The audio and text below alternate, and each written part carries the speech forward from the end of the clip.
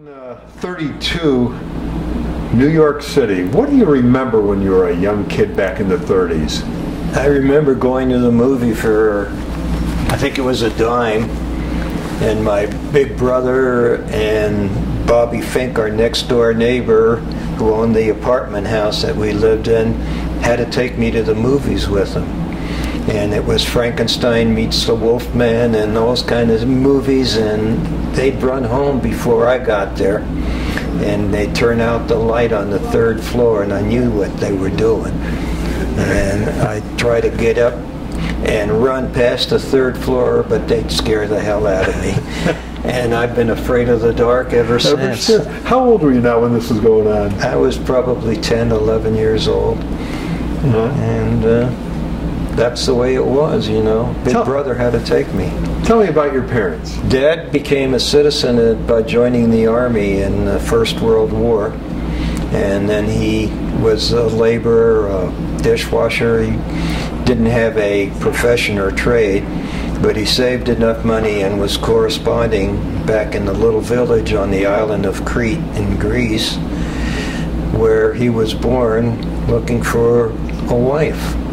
And eventually he was successful during he had saved enough money so that he could go there and marry and bring his bride back. And she didn't know him and he didn't know her. They knew, the families knew one another, and neither family had any money to speak of, but the proxenia, the arrangement was made, and Dad went over. He was 38 years old and Mom was 19. Never had seen one another. And after their wedding and whatnot, when they came back, she was pregnant with my older brother when they got off the ship. And it was, you know, it was a long time ago, but it's interesting.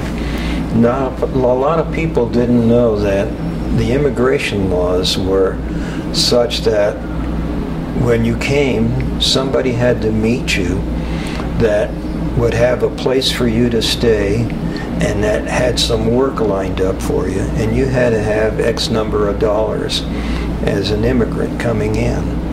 Now, you know, they come across the borders and they're looking for political asylum or religious asylum and whatnot. But those immigration laws are still, I think, basically that. Now let me ask you, did your folks ever talk to you about what it was like? He goes overseas,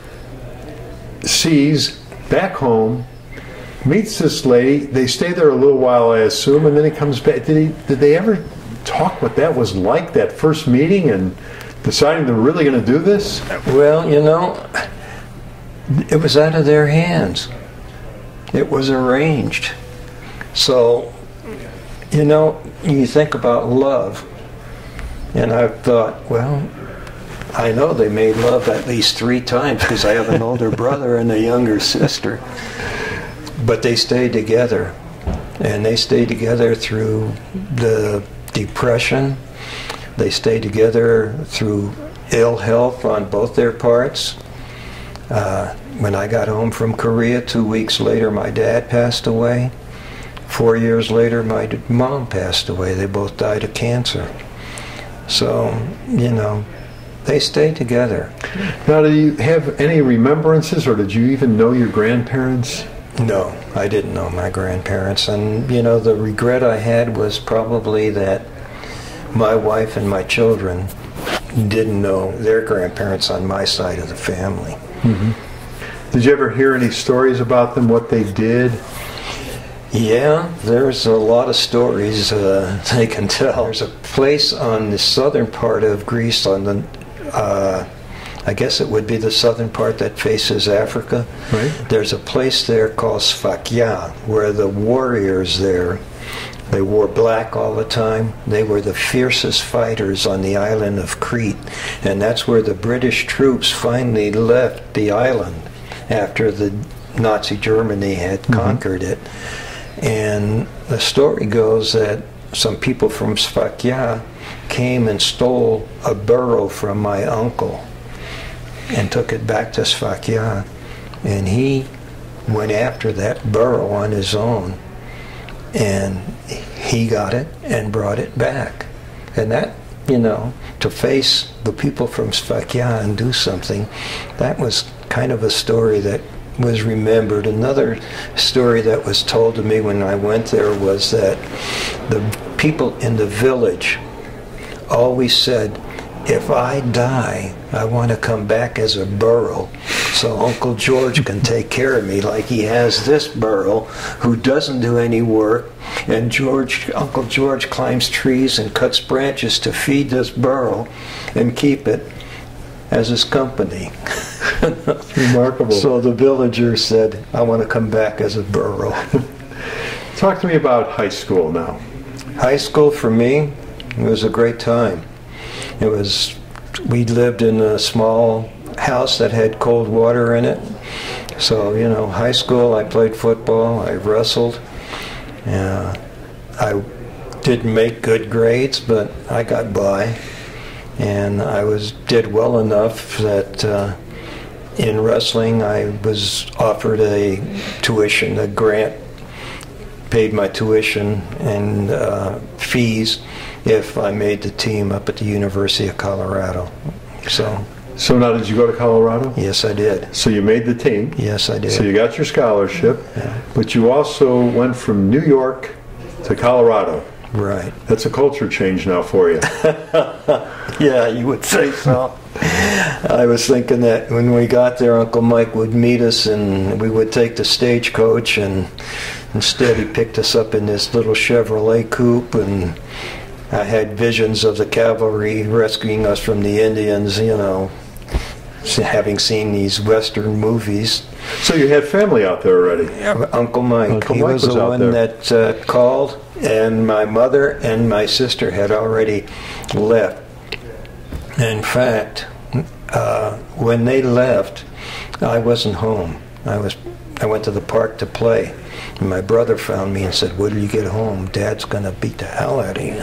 I said, "Why? Why?" He said, "Mom and Steph have already gone, and you may never see him again." And, you know, I was kind of shook up, and Dad, when he got mad, his lower chin was going, and he let me know that I did a bad thing. So... Well, talk to me about college life now. College life? College life for me was working 40 hours a week at a job, wrestling 2 or 3 hours in the afternoon, going to the library to study because I couldn't afford books, and my grades were not great. But I managed to keep eligible and did all right that way. Now, did you graduate from college? Yes, I did. And it was after college you went into the service? I went into the service in 1953. I needed one more class to graduate, but I screwed up and didn't pass that class until after I got back from Korea. Tell me about your Army life. Army was good to me. I enjoyed the service. I tried to manipulate it somehow because I could speak Greek, and I thought, well, maybe I'll get to be an interpreter. And I didn't go to Monterey like I thought I would, to language school there. Instead, I went to the infantry training, artillery training, and then I went to leadership school, working another angle, I thought. If you graduate in the top 3, you get a choice of assignment in the cadre in the States. So I managed to graduate in the top 3, and the whole class was on its way to Stoneman to ship out to Korea. And I got to realize, being an interpreter, because there were 300 Greek troops on the ship going to relieve the Greek brigade over in Korea. So I got to be their interpreter. Korea War ends, your service ends. Where are you living now? I'm living in Golden, Colorado. Okay, and you finished that degree? Yes, I did. I finished the degree after I got married. Okay, so now you've come home, you're out of the service, and where are we working? I'm working first time I was working on construction. I didn't even want to go back to school.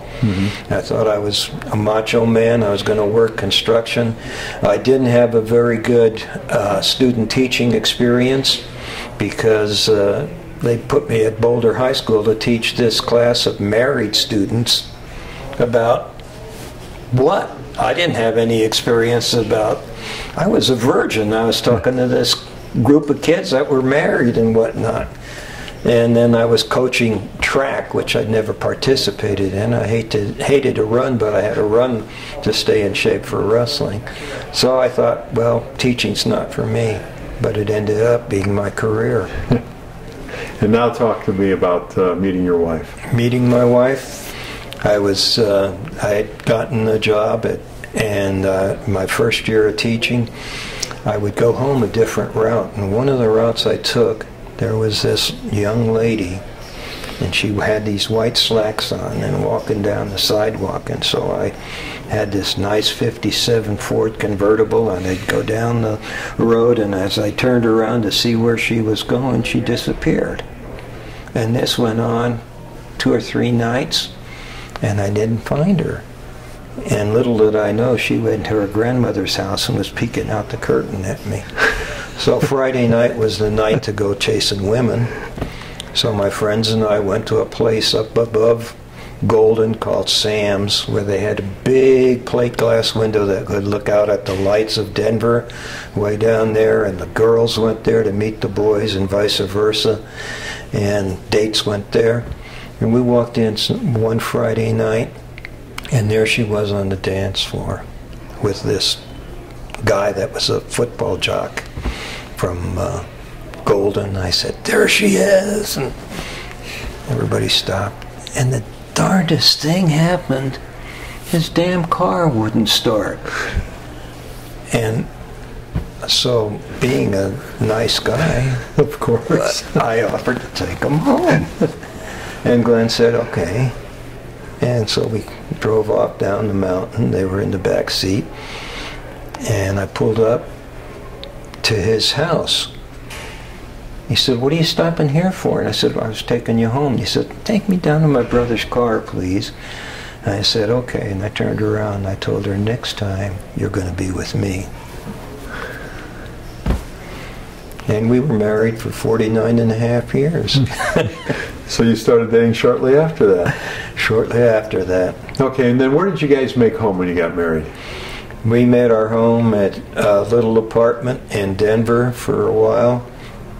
And after my wife was pregnant with Stephanie, my daughter, well, we had a miss before that. And I remember driving by the hospital and my wife looking up and saying, "Where are we going?" And I said, "I'm taking you to your mother's." And he said, "You passed the hospital." So we stopped and went back there. But after we bought a home, our first home in North Glen, Colorado. Mm-hmm.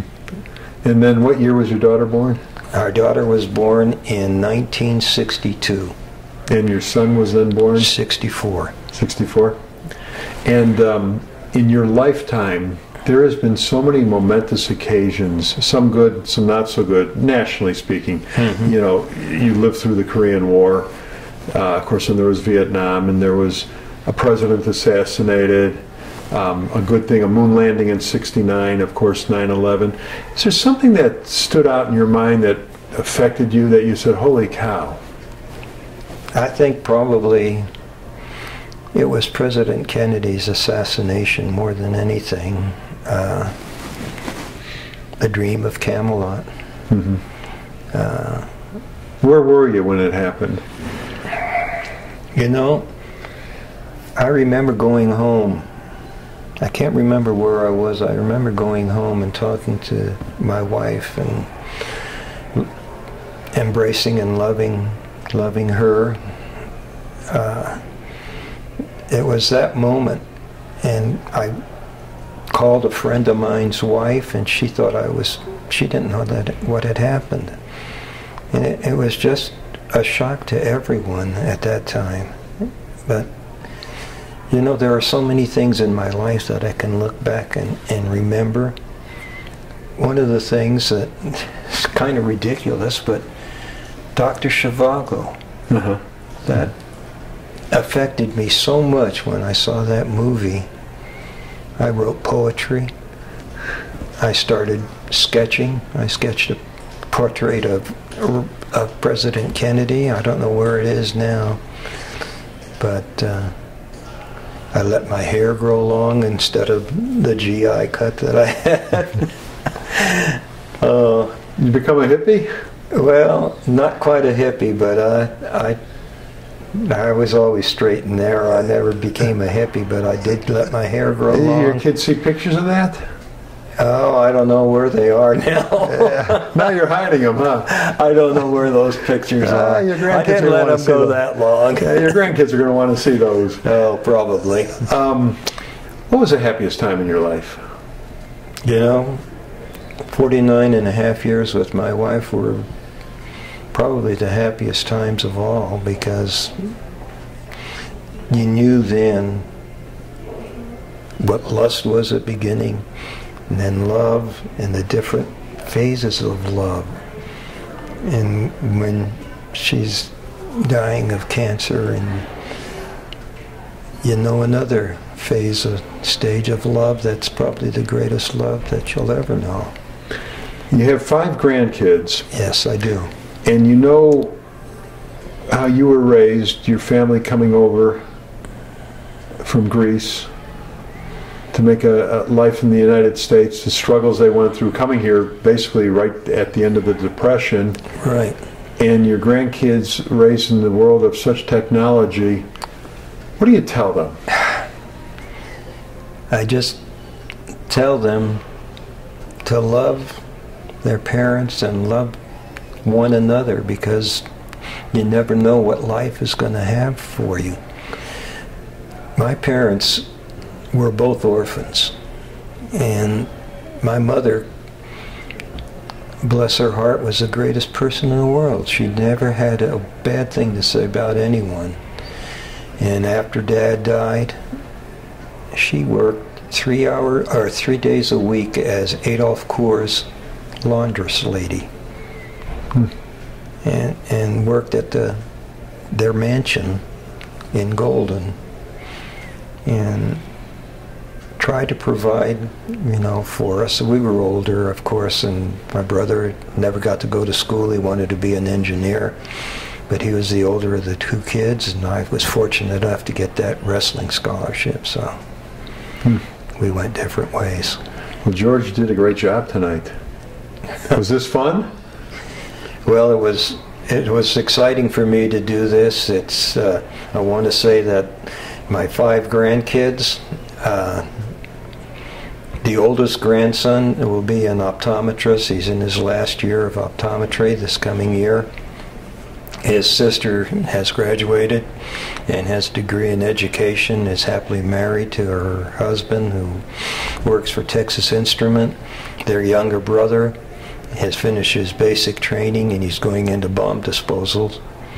And then on my son's side, Michael is a lance corporal in Afghanistan in the Marines, and his sister is going to college this year. So I've been blessed with 2 wonderful kids. Proud dad and proud grandpa. Yes. Man, thank you very much. Well, thank you. Appreciate Thank you for listening to my story. Yeah.